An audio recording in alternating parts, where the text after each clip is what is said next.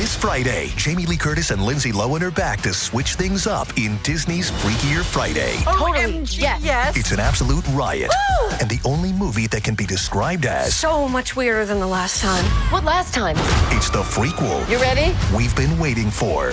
That absolutely slays. What deeply out-of-touch old person came up with that? You did. Wow. Don't miss the comedy event of the summer for all ages. Disney's Freakier Friday in theaters this Friday. Get tickets now. Rated PG. Parental guidance suggested. It's Wednesday Addams. I see you're trying to distract yourself from your own banal thoughts. Let me help. Here's a recording thing made of my latest root canal.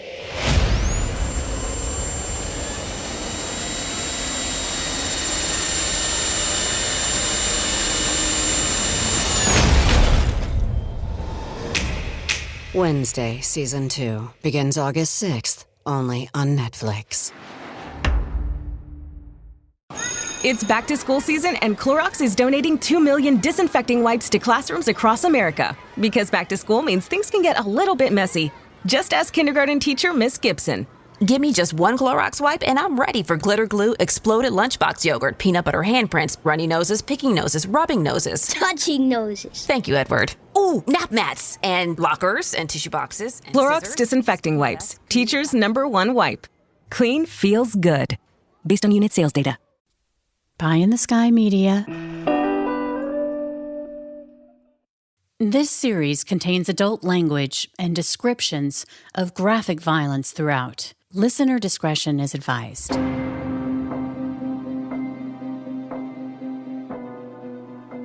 Welcome back to the Murder Chronicles.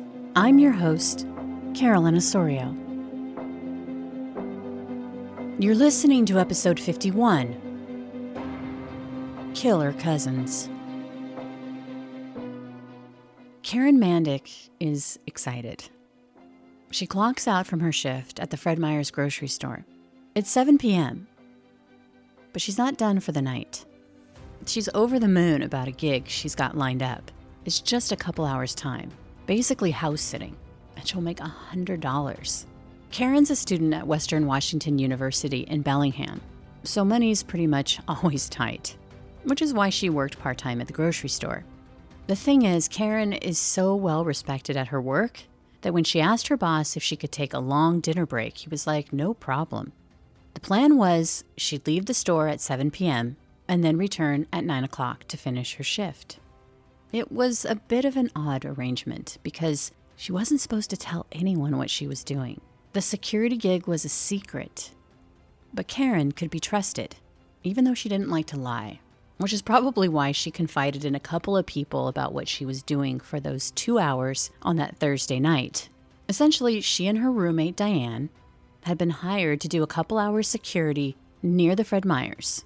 It was January 11th, 1979, and each of the women would make an easy $100. Back then, the minimum wage was $2.90 an hour, so this was definitely an opportunity. Karen Mandick was 22, and her roommate, Diane Wilder, was 27. They both shared a rented house off campus in Bellingham, which is a coastal, laid-back college town. Karen was majoring in dance, Diane, business administration. But by 9 o'clock that night, Karen hadn't returned to the Fred Meyer, hadn't clocked back in like she said she would. Her boss was concerned because it really just wasn't like Karen to be flaky at all. But he also had a store to run, and stuff happens. Maybe she got a flat tire or something. So the store manager waited, kept an eye on the clock, and hoped he'd see Karen soon. But when 11:30 rolled around, he knew he had to do something. So he called Karen's friend, Steve, who just happened to work at the college's security office. He was like, hey, do you know where Karen is? I'm worried. Steve didn't. He had no idea where Karen was. But Bill, who also worked security at Western, was a friend of Karen's too. And he had a pretty good idea where Karen was, although he too had been sworn to secrecy. But Bill was instantly worried, and he shared what he knew. That Karen and her roommate Diane had been offered $100 each to help guard the home of a retired executive who was vacationing in Europe. The home was in a secluded, ritzy neighborhood on Bayside Road. Karen had been told that the security system at the ranch-style home, which overlooked the bay, was going to be offline for a repair, hence the 2 hours.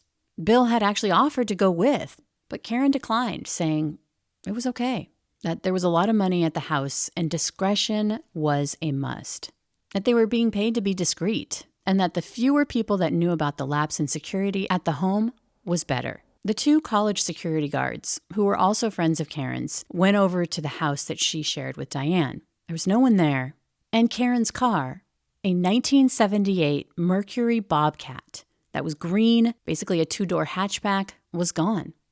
Maybe this was all just some misunderstanding that they'd gotten sidetracked at that swanky house on Bayside Road. Fortunately, Karen had shared the address with Bill, and so he and Steve drove to the house. And when they got there, it was all quiet. There was no indication that there was anyone in the house, and Karen's car wasn't there either. It was after midnight when Bellingham police would receive an urgent call from Steve and Bill, who reported 22-year-old Karen Mandick and 27-year-old Diane Wilder as missing. They would quickly explain the security job that Karen and Diane had secretly been hired to work. And another detail. According to Karen, a man named Ken Bianchi had hired them for the job. Ken Bianchi worked security at the Fred Meyers. He was employed by Whatcom Security. So Bellingham police immediately contacted the owner. They asked the owner of Whatcom Security if Ken Bianchi had hired Karen and Diane to provide security at the house on Bayside Road. Ken's boss immediately called Bianchi in the middle of the night, and Ken acted like he had no idea what his boss was talking about. He said he didn't even know Karen, that he was actually at the Whatcom County Sheriff's Office reserve meeting that night. You see, Ken was a reservist who was hoping to get hired on at the sheriff's office.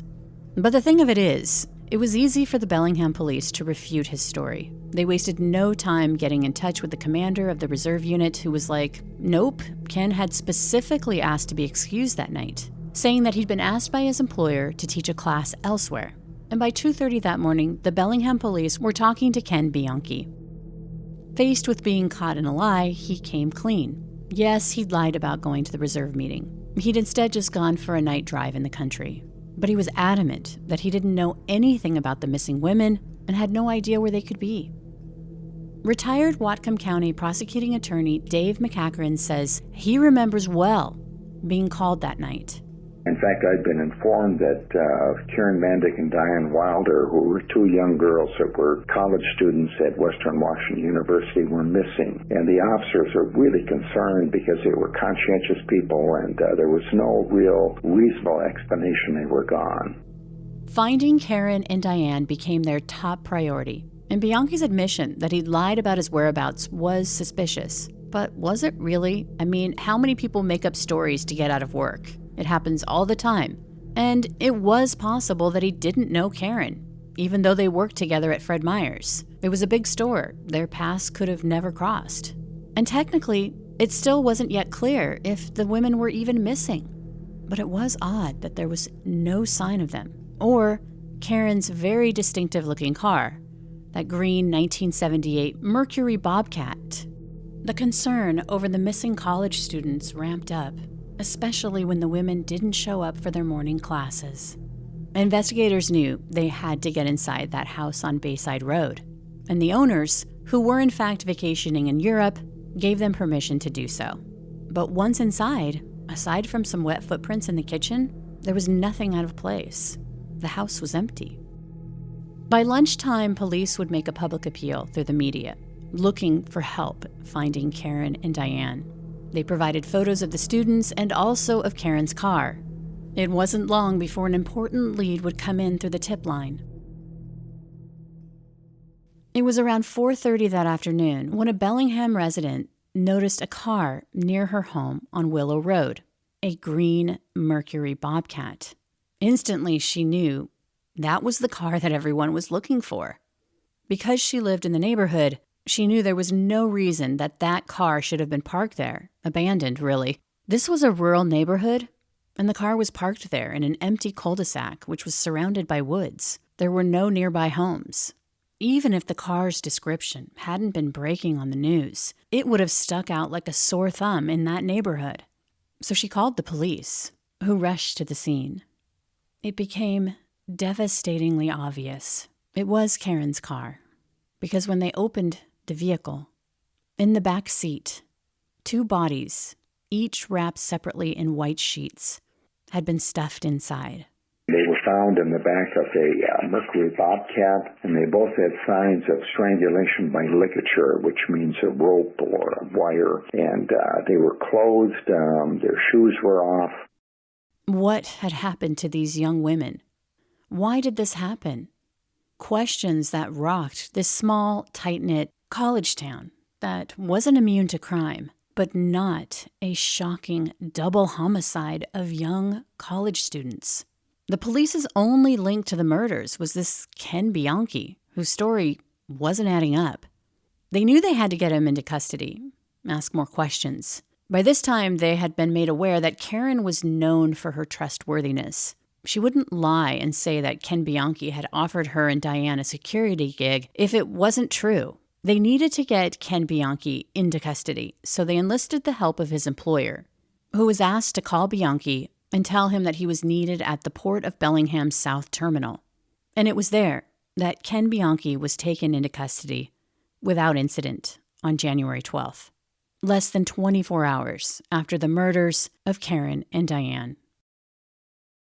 Subtle results, still you, but with fewer lines. Botox Cosmetic, out of botulinum toxin A, is a prescription medicine used to temporarily make moderate to severe frown lines, crow's feet, and forehead lines look better in adults. Effects of Botox Cosmetic may spread hours to weeks after injection, causing serious symptoms. Alert your doctor right away as difficulty swallowing, speaking, breathing, eye problems, or muscle weakness may be a sign of a life-threatening condition. Patients with these conditions before injection are at highest risk. Don't receive Botox Cosmetic if you have a skin infection. Side effects may include allergic reactions, injection site pain, headache, eyebrow and eyelid drooping, and eyelid swelling. Allergic reactions can include rash, welts, asthma symptoms, and dizziness. Tell your doctor about medical history, muscle or nerve conditions including ALS or Lou Gehrig's disease, myasthenia gravis, or Lambert-Eaton syndrome, and medications, including botulinum toxins, as these may increase the risk of serious side effects. For full safety information, visit BotoxCosmetic.com or call 877-351-0300. See for yourself at BotoxCosmetic.com.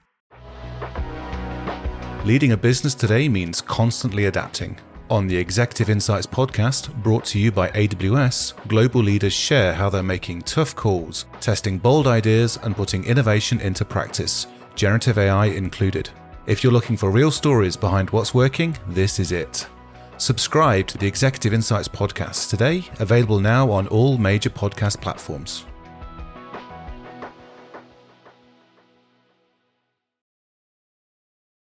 By then, investigators were digging into Bianchi's background.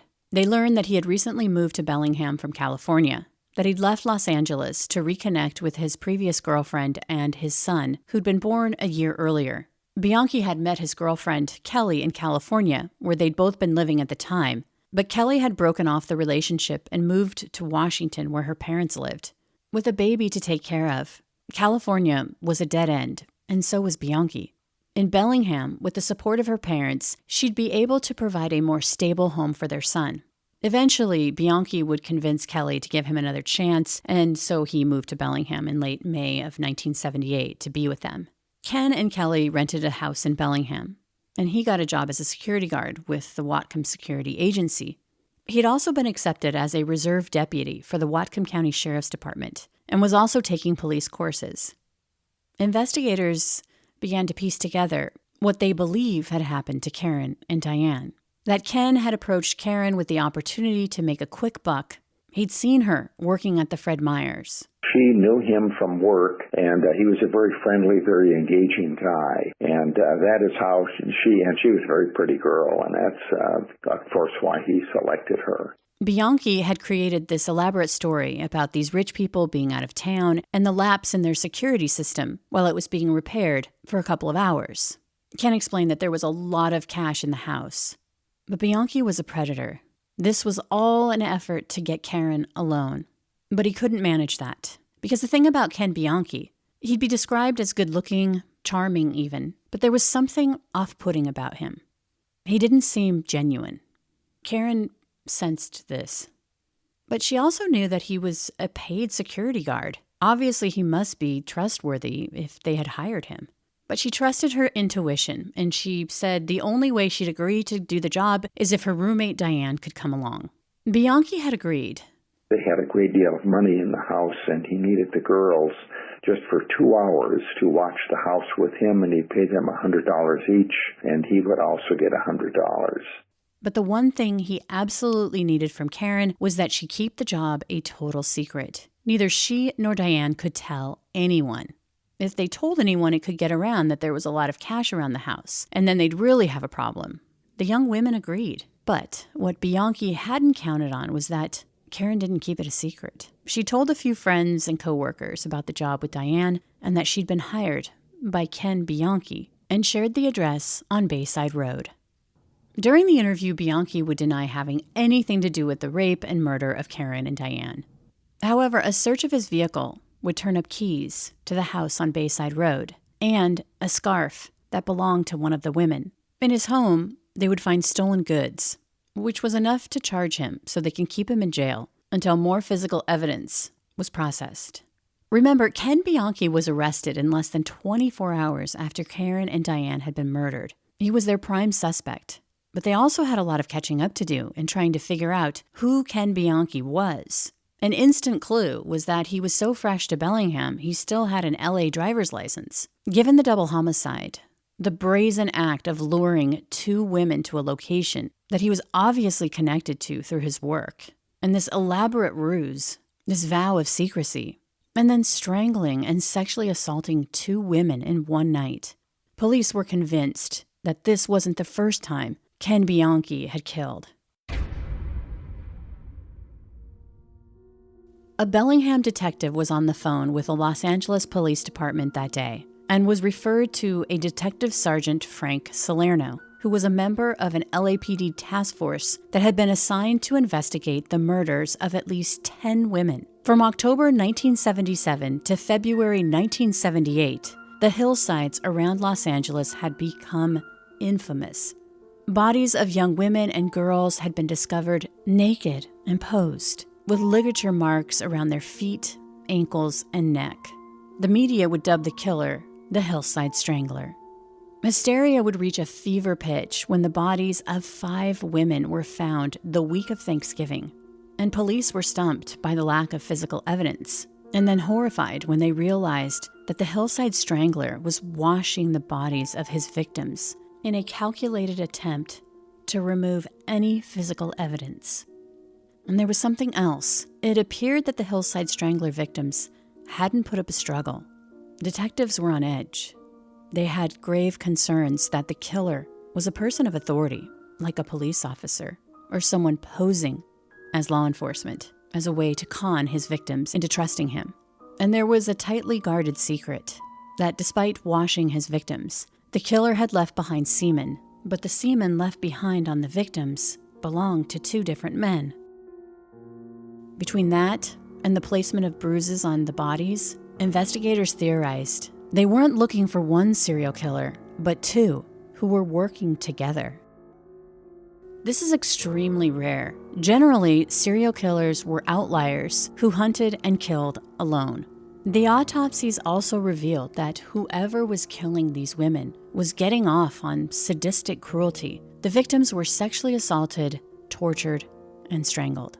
Was it coincidence that the Hillside Strangler murders in California appeared to stop at around the same time that Bianchi moved to Washington State? When the Hillside Strangler Task Force looked up Bianchi's LA driver's license, they noticed that the address he'd listed on the back of it was on the same street as one of the Hillside Strangler victims. They didn't believe this was a coincidence. It was a connection. And by Sunday, January 14th, Detective Salerno and his partner would arrive in Bellingham to see if they could find more connections to the Hillside Strangler case. At that search warrant, served at Bianchi's Bellingham home, stolen property was seized from the jobs that he'd been paid to guard, but also a trove of jewelry was found. Specifically, 2 distinct pieces were identified by the Hillside Strangler detectives as jewelry belonging to Hillside Strangler victims. By Monday, January 15th, Bianchi was in front of a judge being charged with the possession of stolen property. The court was also made aware that he was the prime suspect in the double homicide. And I got a very high bail, and so we held him in bail. Shortly after that, we got reports back from the FBI, and they matched up fibers from the search warrant results. We had taken Ken Bianchi's clothing. We found the name of Karen Mandic in his home on his dresser. He said that he did not know her, and we knew that he was lying about that. The FBI matched up fibers from his shirt with the home that we subsequently found the home, and we looked at fibers there. We also found pubic hairs that matched his in this home on the stairwell, and so we had a number of things. By then, investigators in Washington state were getting a really clear picture of just how devious and manipulative Ken Bianchi was. Bianchi had posed as a psychiatrist in California, an elaborate ruse to con victims, and had advertised that he wanted to hire a psychologist or psychiatrist, and obtained resumes and also transcripts of people who had been trained and had gone through the training and were licensed. And he then stole the transcripts of a man by the name of Thomas Stephen Walker and changed his name and put Kenneth Bianchi in it, and then had degrees actually made wall hangings that showed he was the psychologist and psychiatrist and was ran a sham counseling business. So he was an extremely devious guy. And when I looked at the case and we looked at the California case, we thought that he probably was a moving person in the abductions, rapes, and killings in California and in Washington. Ken Bianchi had not only wanted to be a police officer in Washington state and California, but also in his home state of New York, where he grew up. After he'd graduated from high school, he'd applied to be a police officer there, but was rejected after failing to pass a psych evaluation. Eventually, Bianchi would move from New York to California, where he would live with his cousin, Angelo Bono. He's a sociopath, and sociopaths are truly the most dangerous people we know in our society. They have no feelings of remorse, nor empathy, nor feeling that anything that they do is wrong. I remember interviewing or having an interview of a sociopath who had stolen money from an elderly woman, and he said, she's holding my money. That money was my money. And their whole focus is themselves. It is nobody else. And if they hurt someone, if they have to hurt someone to gain what they wish to gain, they feel no empathy, they feel no guilt. And it's so unusual for the rest of us who have grown up and feel guilt if you cut somebody off in your car, and if you get ahead of somebody in line, you don't do that. It's a violative of the social mores that we all like to follow. Sociopaths don't do that, and it's hard for the rest of us to understand that. On January 26th, Kenneth Bianchi was formally charged with 2 counts of first-degree murder. By then, the evidence that they'd amassed against Ken Bianchi made it clear what had happened that night. Took them downstairs, pulled the gun out from beneath the cushion of a couch, got the girls to lay down and tied them up with pre-cut ropes that he brought with him in a bag. And he had ace bandages he used to gag them with, and he took one girl, moved her to another room, separated the girls, then had them, the one girl disrobe, raped her, tied her back up, and at that point took the condom and flushed that in the toilet, took the other girl in, raped her, flushed the condom in the toilet, and then he strangled both of the girls with the ligatures that he had brought with him, and it was a rope, and he had deep furrows on their necks. We could see that they had been strangled with the ligature. I then took all of the ace bandages, took the ligatures, dressed the girls, put them in their bobcat, and abandoned that in a cul-de-sac that was very close by. He walked back, picked up his security car, and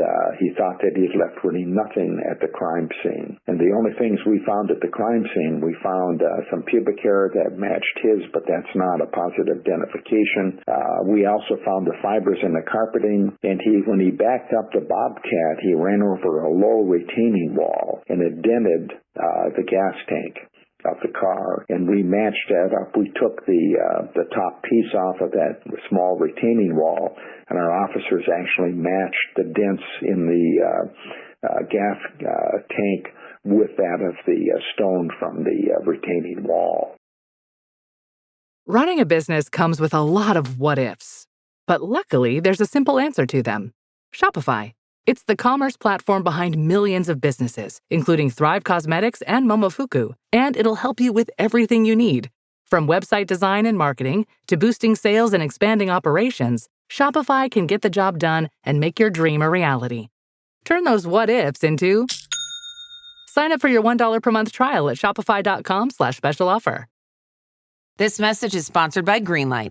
With school out, summer is the perfect time to teach our kids real-world money skills they'll use forever. Greenlight is a debit card and the #1 family finance and safety app used by millions of families, helping kids learn how to save, invest, and spend wisely. Parents can send their kids money and track their spending and saving, while kids build money confidence and skills in fun ways.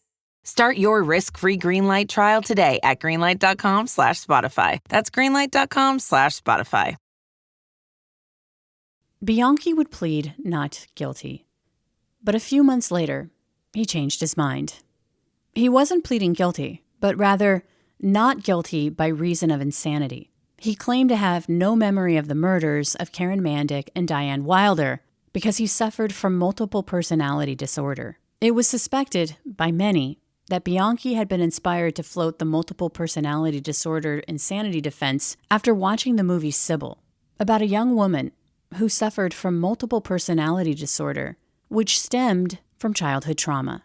In order to move forward with this defense, Bianchi would have to agree to undergo hypnosis. In a video, Ken is in the frame. During the session, Ken's head is bowed, his voice soft and his demeanor seemingly compliant as he talks about his father's death and how his mother was abusive. What do you think happened because your father could die? God wanted him more than we did. God doesn't know. I really needed him. God must have had his reason. We don't know what it is, do we? That left you awfully lonely, didn't it? That left you and Mom. We were all alone. And no Stevie there.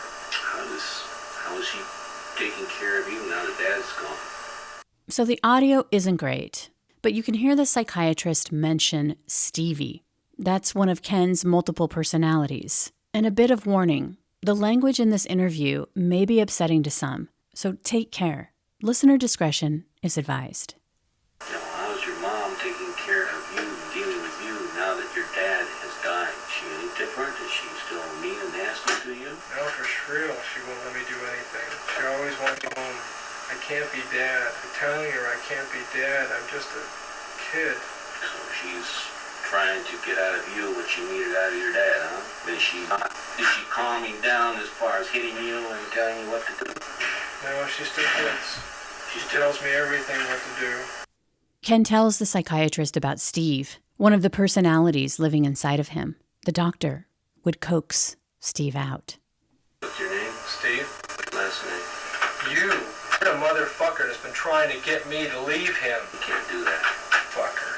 What's your last name? Fuck this and is it yours? Fine, who I'm talking to. What are you writing, a fucking book? No. I'm writing a report for the judge. He's asked me to talk to you. Fuck it. Ask him then how old I am. I know Ken's 27. Fucking assholes, you know, I was doing fine, you know? I come out whenever I fucking felt like it. Now you gotta stick your goddamn nose in this whole shit mess. I was doing fine, you know? Now I can't fucking come out when I want to. What holds you back? That fucking asshole. Anything I fucking wanted, I want that fucker out of the way. He's been a hassle to me all my life. How so? He thinks he's so fucking good. You know, one time I used to like that asshole. You were good friends back then. One time. But he just fucking won't listen. You know, there's a fucking right way to do things, and there's fucking my way to do things, and my way has always been the right way. Fuck him, you know, nobody's worth it out there. It's just a fucked up world. Fuck him, his mother too. Fucking cunt. She was quite a bitch, wasn't she? She was a fucking cunt. He still puts up with her shit a little bit, you know? I mean, granted, you know, I can't come out, but I can see what he's doing, and fuck, man, he has got to wise up, you know? I want to get out, I want to stay out, and fuck it, it's all there is to it. I'm just a better person than him. But you did get yourself in a jam. He got himself into a jam. I fucking killed those broads. You know, to smarten him up, to show him that he couldn't push me fucking around. Those two fucking cunts, that blonde-haired cunt and the brunette cunt. You're rebelling him? That's right. Why? 'Cause I hate fucking cunts. Why those two? You didn't even know them. He knew him. Oh, I thought he only knew one of them a little bit. He only knew one of them. The other one came along for the ride. Cunts are so fucking stupid. You don't understand that. That's what I'm trying to learn. You just don't fucking understand that. You know, he doesn't either. You know, So why don't you explain to me why you did it? fucking waste. How did you do it? Strangled him. With what? Fucking plain as that. Strangled him with fucking cord. Nothing to it. Did you bring It's the a cord breeze. along, or was it there? You bet. No, brought it along. Steve also implicates himself and his cousin Angelo Bono in the Hillside Strangler murders in Los Angeles. Angelo. Now, he's my kind of person. How so? He doesn't care a fuck about life. It's great. Other people's life. Doesn't give a fuck. That's great. That's a good attitude to have. Has he killed anybody? Yep. How many? He has. 5 girls. Did you watch him kill them all? You bet I did. You can be sure that he killed those 5. Positively, without a doubt. Did you kill any down there? Yep, I did. How many? 4 of them. Makes 9. Anybody else you knew that killed anybody else? Fuck no. What a team we were. You sure were. Sounds like you're pretty busy. Yep. Bono was older. He would be described as the practical one, quiet, with street smarts. He had a reputation on the street. You didn't want to mess with him. He had a successful car upholstery business. But what these two had in common, they were psychopaths. They lacked a conscience. The only thing that made them feel good was killing women for their own pleasure. Bianchi and Bono would cruise around LA, posing as undercover police officers, using fake badges to gain the trust of their victims, whose ages ranged from 12 to 28. They would place their victims in Bono's unmarked police car, which had been a real squad car at one time but had been retired and resold.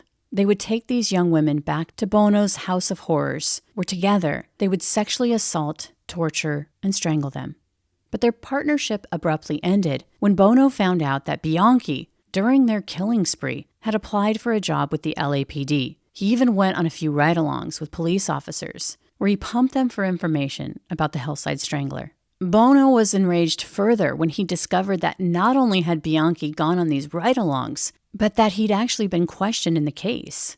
This was too close for comfort for Bono, who threatened to kill Bianchi if he didn't move to Washington State. And Bianchi knew only too well that his cousin would be more than capable of not only doing it, but getting away with it. 6 psychiatrists would examine Bianchi to see if he was fit to stand trial. 2 members would be selected by the defense, 2 by the prosecution, and 2 by the judge. Ultimately, the judge would find that Bianchi was sane to stand trial, that his claim of multiple personality disorder was just another con, and that the state of Washington would be seeking the death penalty if Bianchi was convicted on the 2 counts of first-degree murder. But now it wasn't just Washington that Bianchi had to worry about, but also Los Angeles, who by then had amassed enough evidence to charge him with 10 Hillside Strangler murders. Bianchi would agree to a plea deal. In exchange for a life sentence and avoid the death penalty, he'd have to roll over on his cousin. He'd have to testify truthfully and completely at the trial of Angelo Bono. To even begin to try and live with myself, I have to take responsibility for what I've done. Bianchi would be flown to California, where he would sit in jail awaiting his cousin's trial, but he's still scheming. In 1980, a woman named Veronica Compton began to write to Bianchi in prison. She would tell him that she was a screenwriter and an actress. She even sent him her screenplay about a female serial killer. She wanted him to take a look at it. She also offered to make a movie about him. Bianchi would invite Compton to visit him in jail. He saw Compton as a potential get-out-of-jail-free card. It was easy for him to get her to fall in love with him. The next step was convincing her to murder for him. This was the plan, that Compton would smuggle out his semen from the jail in California, then take it to Bellingham, where she would disguise herself in a pregnancy costume and wig. Once there, she lured an attractive woman to a motel room and attempted to strangle her. The plan involved Compton leaving behind the semen. This whole ruse was in an effort to make it look like the Hillside Strangler was still on the loose, and the wrong man was behind bars. So the girl went up to a motel, it was called the Shangri-La in Bellingham, and Veronica Compton got behind the woman, put a ligature around her neck, and just about killed her. She had deep furrows on her neck, and she had hemorrhaging in her face. We call them petechial hemorrhages. When you're constricting someone's blood flow and the blood cannot go back down into the body, into the system, you'll get sort of bruising that they're just hemorrhaging going into the capillaries. And we could see this in her. She's a very strong girl, and was able to break away. Veronica Compton was then extradited back to Bellingham, where she was later convicted for attempted murder. She wasn't released until 2003. The trial against Angelo Buono began in November of 1981 in Los Angeles. It would become one of the longest murder trials in American history, taking 2 years and 2 days. It would take the jury 10 days to come back with a guilty verdict on 9 counts of first-degree murder. The jury would give him life without the possibility of parole instead of the death penalty because they didn't think it was fair that Buono should get the death penalty when Bianchi hadn't. But the judge in the case wasn't happy that Bono's life was spared. I would not have the slightest reluctance to impose the death penalty in this case were it within my power to do so. Ironically, although these 2 defendants utilized almost every form of legalized execution against their victims, the defendants have escaped any form of capital punishment. During the trial, Bianchi didn't honor the plea agreement of being truthful when testifying. He actually backtracked in his confession, claiming that he was innocent, all in an effort to help his cousin on the stand, which jeopardized part of his plea agreement. He would still be spared the death penalty, but instead of serving his time in California, which is what he wanted, he was shipped back to Washington State. Angelo Buono died from a heart attack on September 21st, 2002 at the age of 67. Kenneth Bianchi became eligible for parole in September of 2005, but he was denied. He still remains in prison at the Walla Walla State Penitentiary. The Murder Chronicles is a pie-in-the-sky production recorded live in the beautiful Pacific Northwest. We are produced by Brandon Morgan and myself, music by Soundstripe. For Pie in the Sky Media, I'm Carolyn Osorio, your writer and host. Thanks for listening.